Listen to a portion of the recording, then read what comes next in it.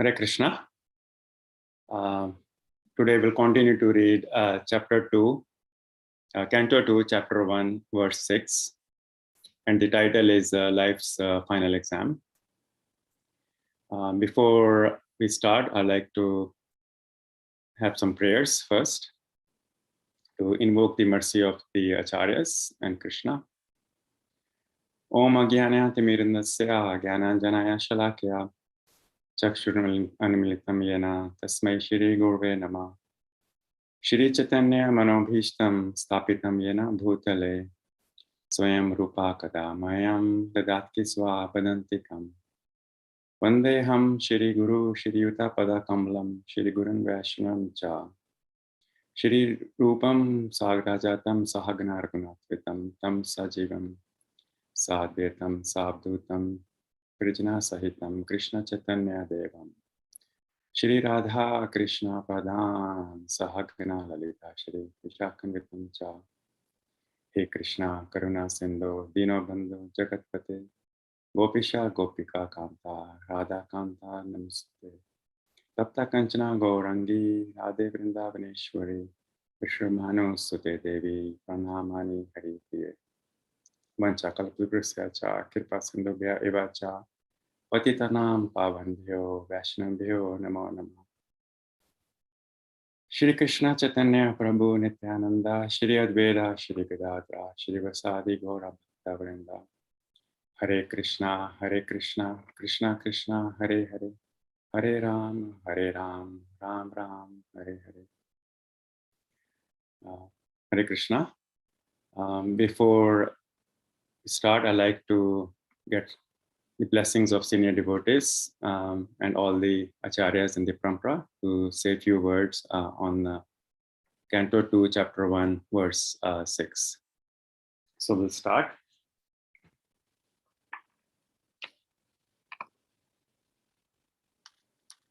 Etavan sankhya yogabhyam sava dharma pranishthya janma labha para pumsam ante narayana samritihi.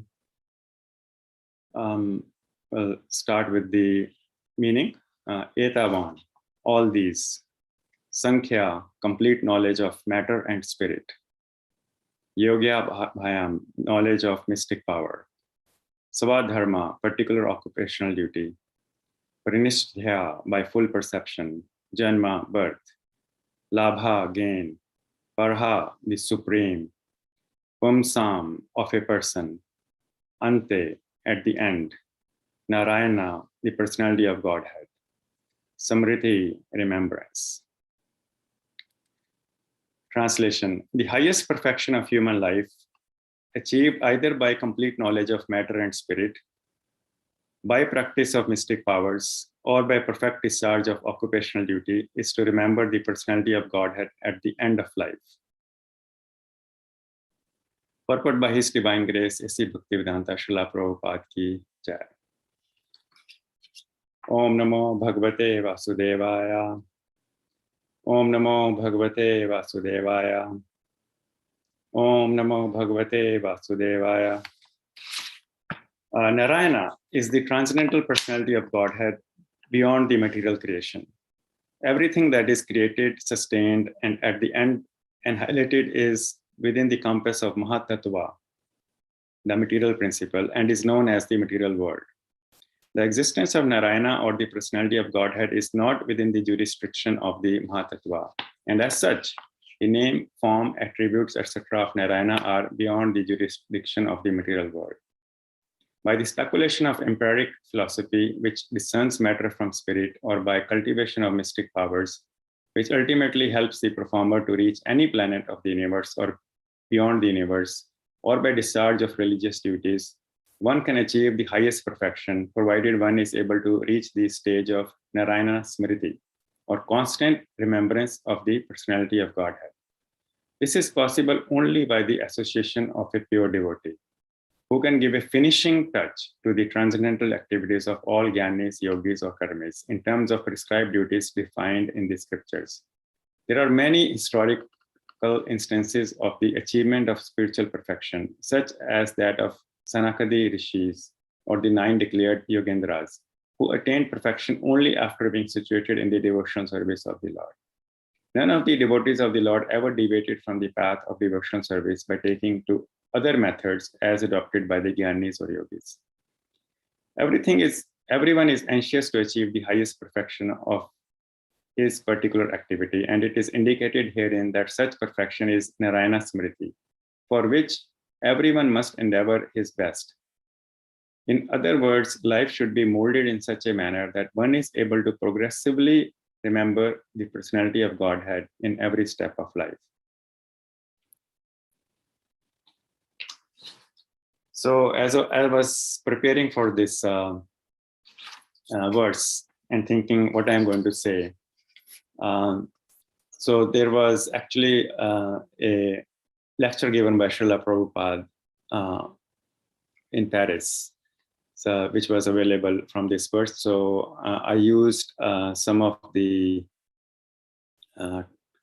key points from that lecture, as well as there is a book written by His Holiness Giriraj Swami. This is called Life's Final Exam. So I read this book in preparation of this verse as well, which is a very beautiful book, very insightful. So if devotees would like to read, I'll highly recommend this. It's called Life's Final Exam, Death and Dying from the Vedic Perspective by His Holiness Giriraj Swami. So we'll start. So this verse is saying that the death is life's final exam, and passing of the exam allows for the ultimate perfection of life. So this human life is a lifelong university of learning and practice. Learning is about the futility of these material things, and as we grow older and we have experiences, we understand the material accumulation of material things is temporary. And as far as practice is concerned, the practice is the power of the practice of devotion to the ultimate Lord. So in final moments, one is to constantly remember Krishna or God. If we are externally extremely successful but fail to remember Krishna in the end, then we have failed the life's exam.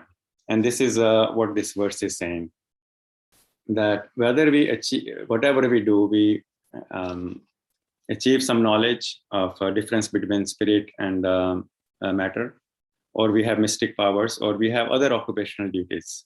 Ultimately, that all culminates into the life's final exam. On the other hand, if we are not externally appearing successful, but we are able to constantly remember Krishna in the end, then we have passed the life's final exam. So I was meditating on this life's final exam. So if you think about it, remembering Krishna at the end of the life seems pretty simple. We have our mind, and we can focus our attention when we are healthy, when we are living our life.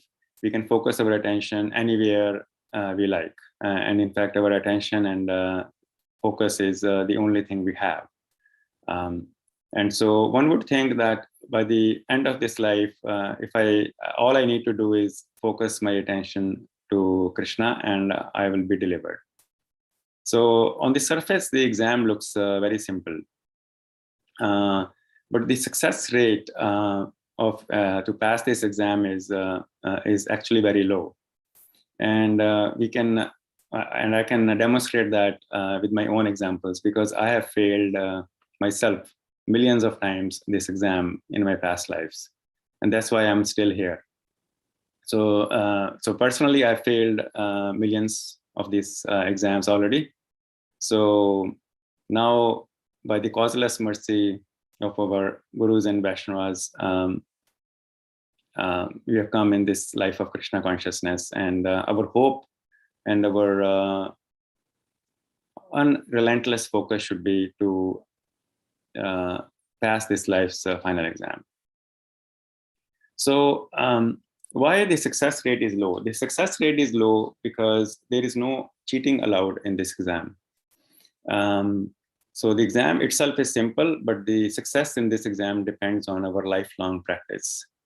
So the example is given. I was actually hearing His Holiness Visheshka Prabhu's lecture as well on a different on a similar topic about death, and so the example Prabhu gave was Maharaj gave was that if there is a physician who's done the theoretical knowledge in the university and they have passed the physician exam, but if they have not been practicing that after that, and after a few years, if there is an emergency on a plane and a patient needs a physician's help, because they have not practiced it, they will not be able to help the person on the plane. Whereas a physician who has been practicing it, helping patients during their regular life, if there is an emergency in a plane, that physician, without second thought, as a second nature, is immediately going to do things to save that patient. And another example Visheshka Maharaj gave was one of his distant friends in his network who was towards the end of his life. Throughout the life, he accumulated a lot of wealth, didn't share that wealth with others. But he had the knowledge that this wealth will be taken away forcibly.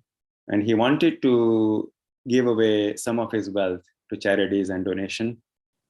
And then he shared his inner heart that he wanted to give away the wealth at the end of his life, but he was not able to.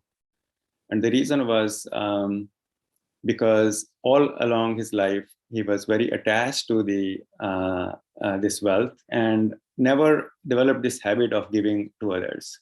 Because he didn't have that practice or habit of giving to others, he found it impossible at the end of his life that he couldn't donate. So he couldn't give it in charity. He couldn't share it with others. And he shared his heart with like that because he didn't practice, he never developed that habit.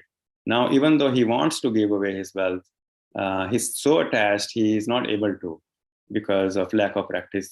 So similarly, this life's final exam, to be able to remember Krishna, as this verse is saying, that is the ultimate goal of life. And so the success rate actually depends on our lifelong practice in the path of the devotional service. So some of the other key takeaways from this book by His Holiness Giriya Swami, I've just tried to made notes of this. And so Maharaj says that our lack of understanding death remains the greatest challenge to our understanding life. We cannot claim to understand life or to live our life properly if we ignore life's most obstinate corollary, which is death. So life's most obstinate corollary, which is death. And it's called obstinate because it is relentless, it is certain. And even if we don't want to die, at the right time, it's going to come and we're going to be taken away. We do not know the time, place, and circumstance of our death.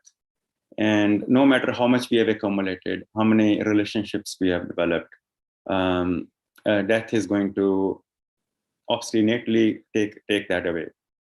So if we don't want to talk about death, then we miss the main point of living our life. So the example given is that, and actually Steve Jobs, and Maharaj talks about Steve Jobs in this book, he had that principle that he assumed every day is, every morning he wakes up is his last day. And then he looks himself in the mirror and say, how do I want to live my life differently? Because this is my last day. What are the things I would want to do or not even want to do today if this was my last day? So we can see that we can actually live our life very differently if we know that or we understand and appreciate that this life is actually very temporary, and it's just a matter of horizon. If we assume we have tons and tons of years to live, or today is our last day, then we can actually live our life the way it's meant to be lived. So, and then Maharaj talks about that as a devotee, we are very fortunate. So, because on this path of devotional service, we constantly try to create death for our false ego, the false sense of material proprietorship. We create the death of pride by chanting, of anger, of greed, of envy, of lust and illusion. We create this death of these characteristics and qualities which have bound us throughout our previous lives. Then to actually leave our body becomes a very easy thought process anyway. Now, materially and physiologically, it may not be easy, but at least in our thoughts, we are not fearful, because then we see that we are doing devotion here, and then as we leave our body, we are just going to change the place and our body, but we'll continue to go over the path of devotion. So it's just a change of body there. And some of the other examples that were given is, as we think about leaving our bodies, that for example, if somebody were to say to a baby in the womb that actually, and the baby in the womb is encased in a darkness for 9 months. So if somebody were to say, actually there is a external world which has different colors, it has trees, it has rivers, it has mountains, it has clouds, it has oceans, it has beautiful landscapes, and there are many people to talk to, and there is a day, there is a night, there is a sun, there is a moon. The baby is not going to believe that, because they don't know what they don't know. So similarly, if people were to be, or a normal person was to be told that if beyond this world there is actually a much better spiritual world where there is a life of permanence, then because of our attachment to these modes of material nature, we may think, oh, that may not be possible. But the acharyas in the line of parampara have told, they have seen this, they have seen the truth, and we just got to have faith that they have seen Krishna, they have seen the spiritual world, that there is that world.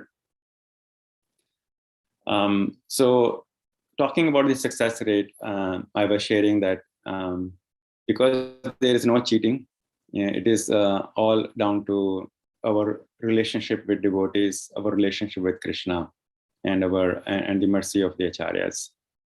So we can achieve that mercy, but it is nothing else is going to help us in those last moments.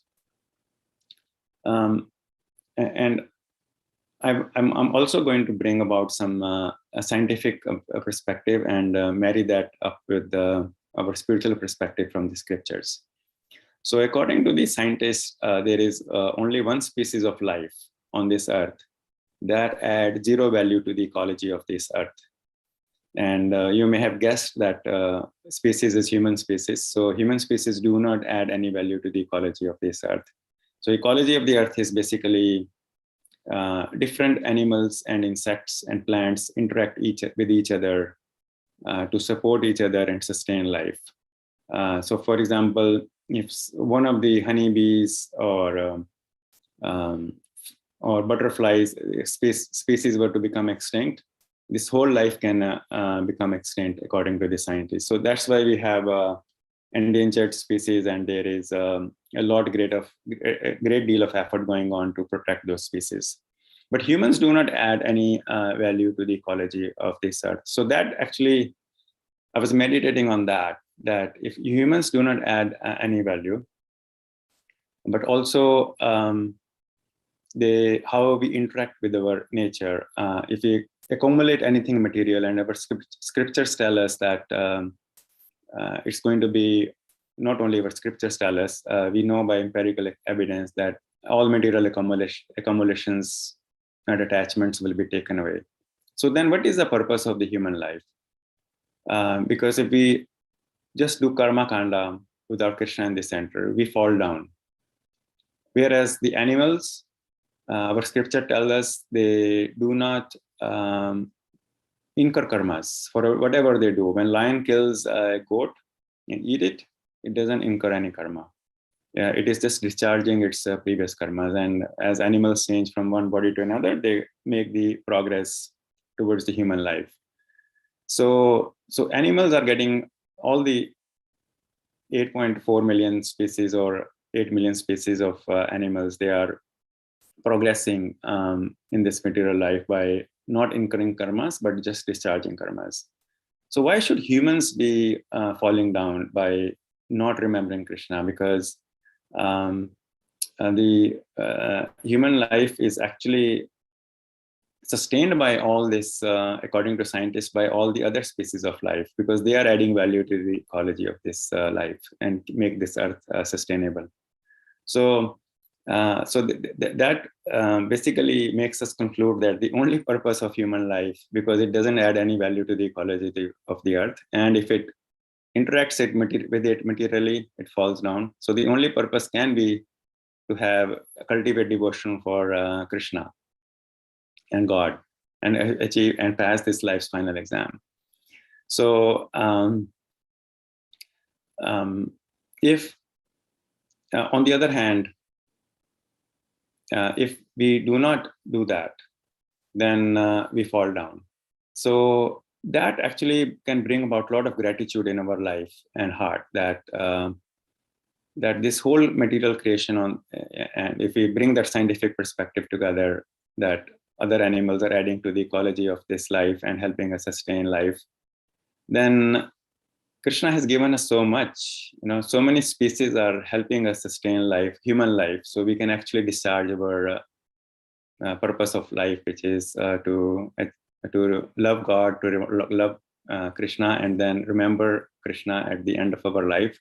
So that can bring about a lot of gratitude, that we know the purpose of our life, but then to sustain our own human life, how many animals and insects and plants are working together to help us get there. So that can bring about a lot of gratitude.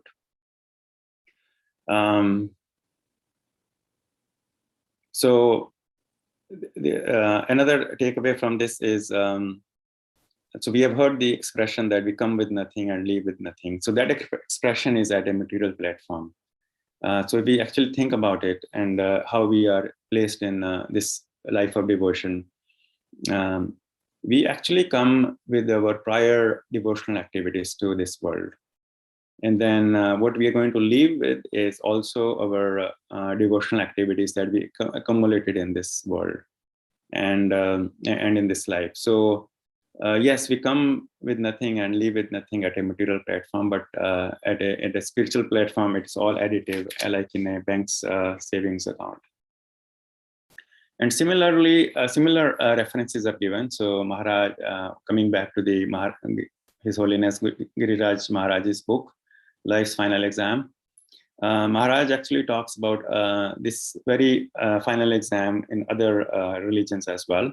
So Maharaj actually read this book, 99 Names of Allah, which is similar to 1,000 names of Vishnu. And in this book, they describe that a pious Muslim is also to chant the names of God at the end of the life.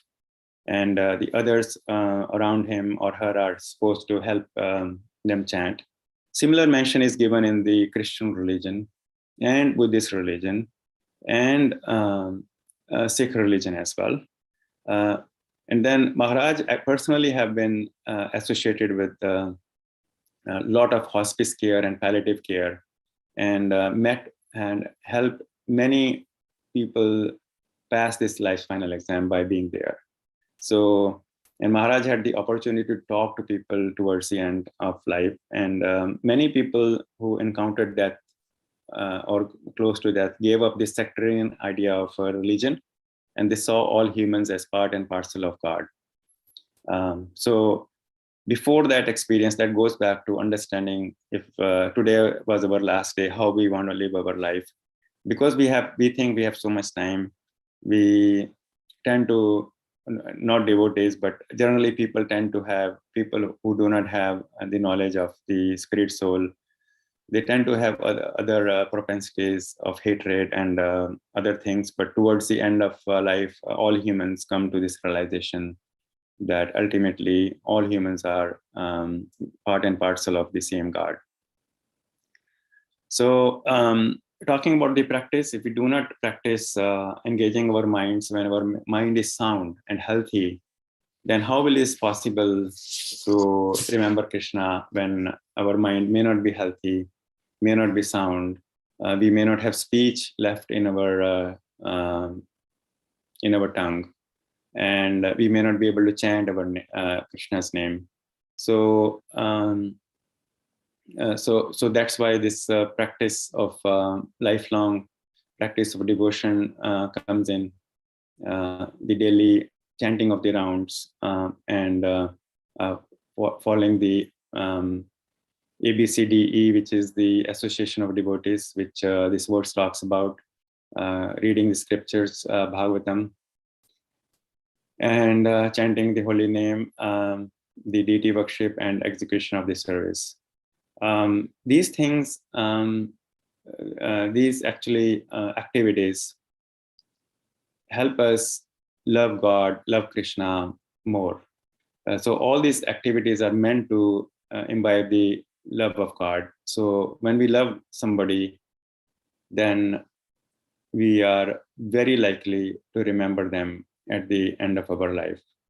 And also, if we love somebody, we can actually, before going to sleep, we tend to remember that person, which is the Supreme Personality of Godhead. And another example was given, there is a discussion between one devotee and Srila Prabhupada.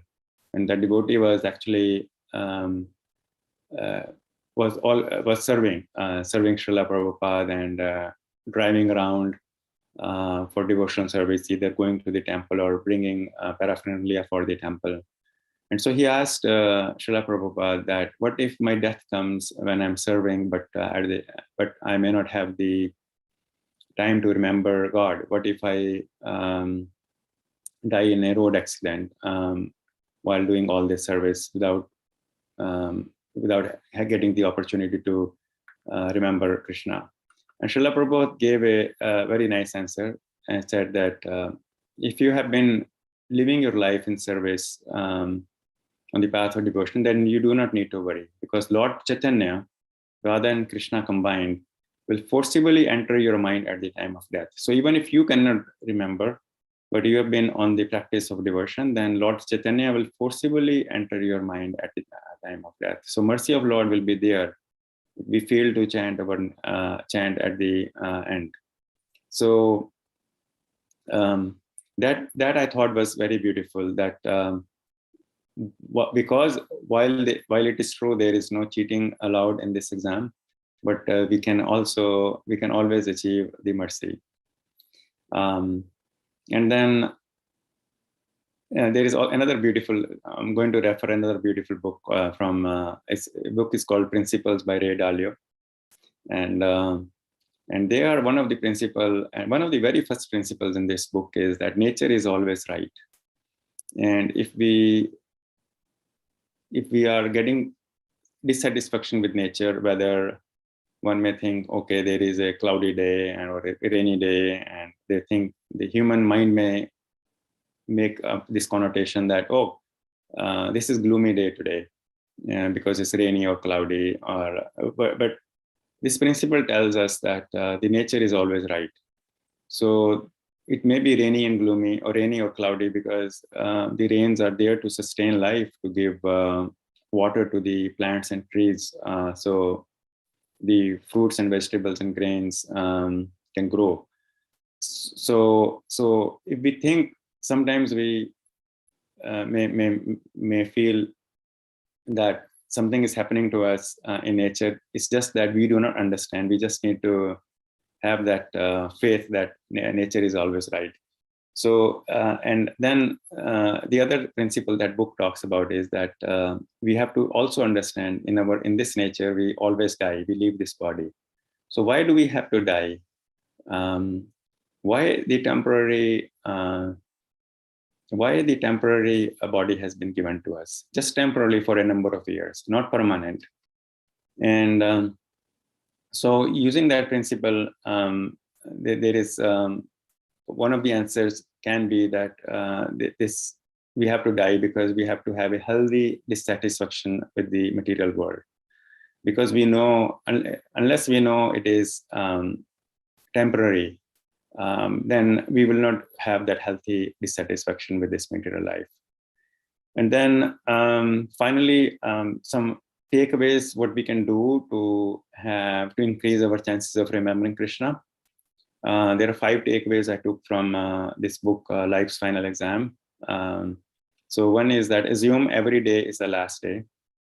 And if we assume that, then what behaviors we will exhibit, how will we speak and treat others, what we will do and what we will not do.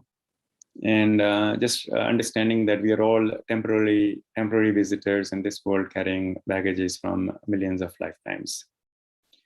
Second takeaway is that if we have not made our happiness depend upon the course of material nature, we have a bright future. So again, if we have not made our happiness depend upon the course of material nature, then we have a bright future. Our happiness does not depend on anything material. It depends on our relationship with Krishna. In that case, that is only a change of location. We just continue with our service and association of devotees in a spiritual world. So there is no change in terms of devotional activities. And third takeaway is that how can we remember God or Krishna in the end? We remember Krishna when we love him during this life.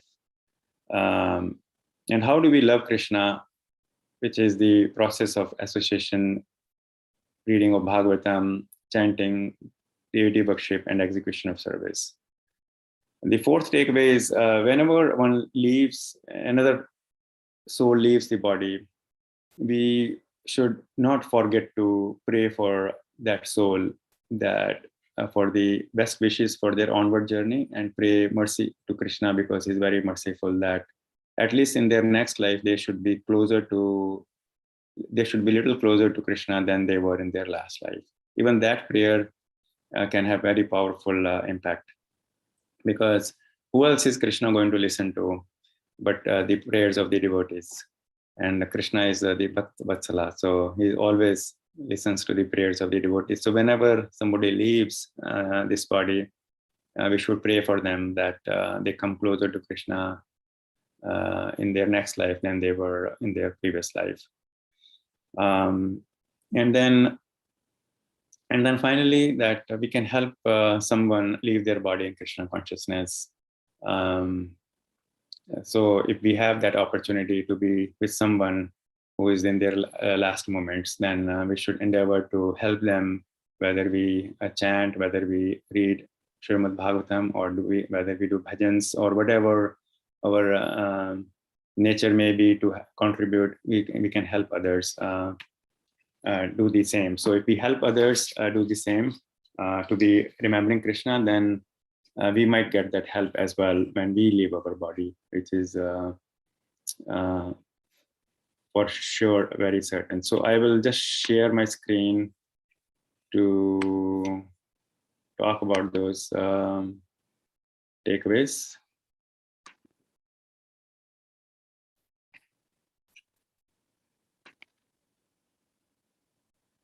So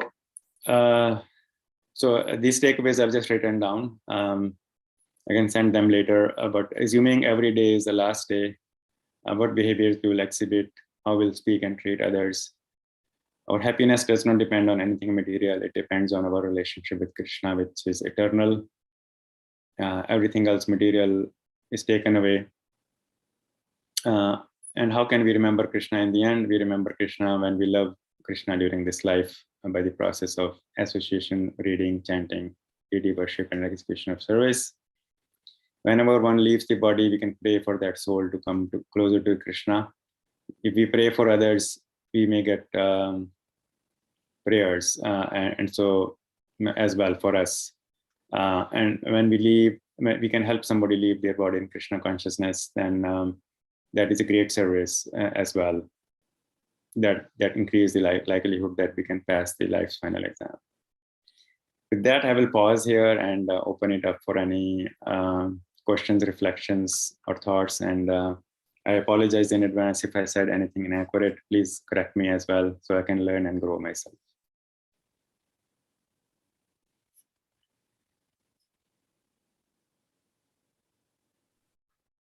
Hare Krishna, Prabhu. Hare Krishna. Thank you so much. Beautiful presentation, Prabhu. So, I mean, you thought about it and then you presented it very nice way. So, I mean, one point I was thinking when you were reading the purport, I mean, saying that there is no cheating in this process. That is the main reason that the success rate is very, very low.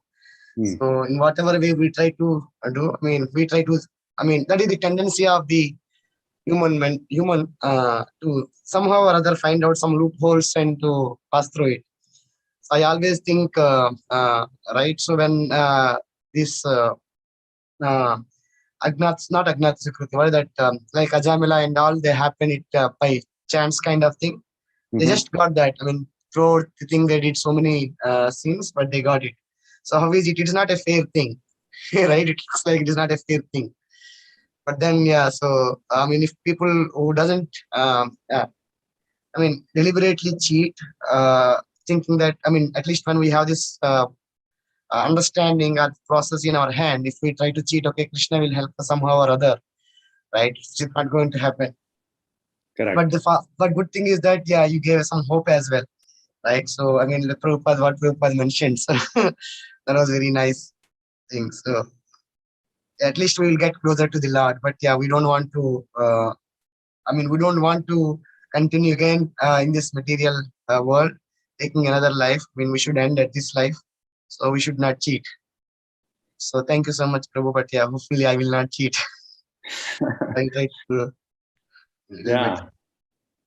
That is also for my own purification, Prabhuji. Thank you for summarizing that. And yes, Srila Prabhupada gives us hope that if we have lived this life of devotion, then Lord Chaitanya will forcibly enter our mind. If for some reason we don't have the speech left, or anything that can happen suddenly, so there is a hope, Prabhuji, for sure.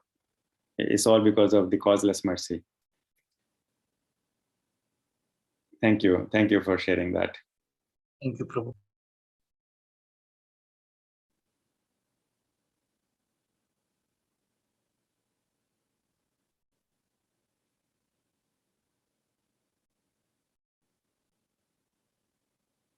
So if there is no more question or comment, we can close this. Thank you very much for joining.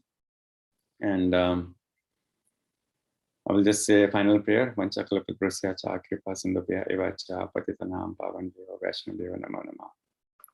Hare Krishna.